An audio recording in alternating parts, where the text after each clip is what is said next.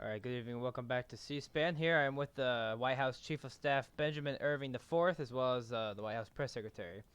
Mr. Chief of Staff, in without disclosing any national, security breaches, describe what happened. Describe what took place inside of the White House when the raid began. Well, that certainly depends. When do you consider the raid began? I'd say 10 or so minutes ago. 10 or so minutes ago. Okay. For the past half an hour, I have been off White House grounds with the president. He recently departed about 5 minutes ago. Um, that was to ensure the president's safety, of Mm-hmm. course, and I will not disclose where the president has Of been. course. However, there have certainly been some intruders on the White House grounds that Secret Service has attempted to apprehend, and I understand now that they are gone. Mm-hmm. From my understanding, however, that Secret Service has at least dissuaded these unauthorized visitors from the White House grounds, and they are no longer with us. What else can I possibly All right. infer for you?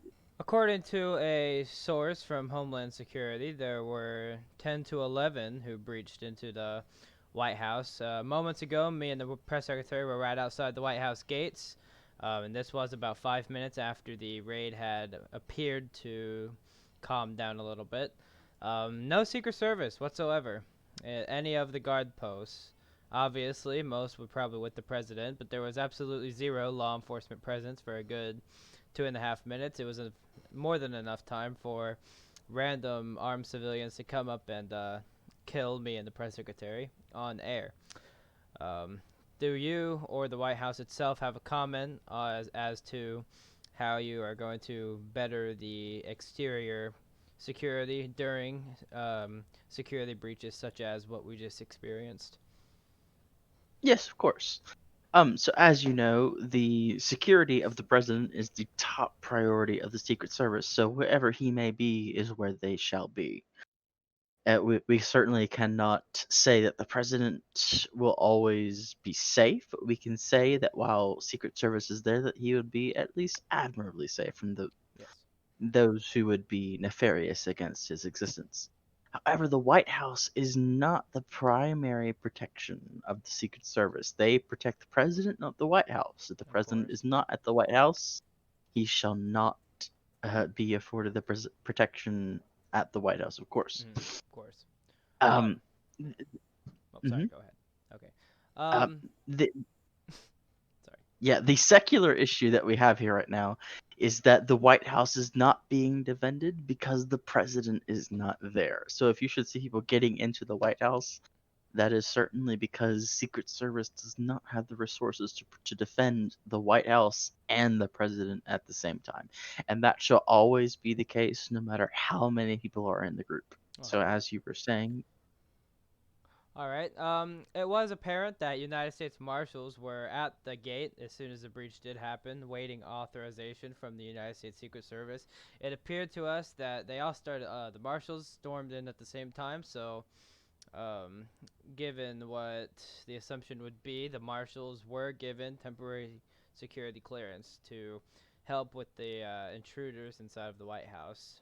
What all takes place? Or all can you say takes place? Like who all would get that special clearance? Which agencies would get that special clearance to help clear the White House, especially if the president is not in the building and it needed to get taken back over from the government. certainly, yes. So the only reason that agencies other than Secret Service and Homeland Security would be given access to the White House grounds is if the president, for instance, or another member of the protective detail assigned to Secret Service would be intending to come back to the White House.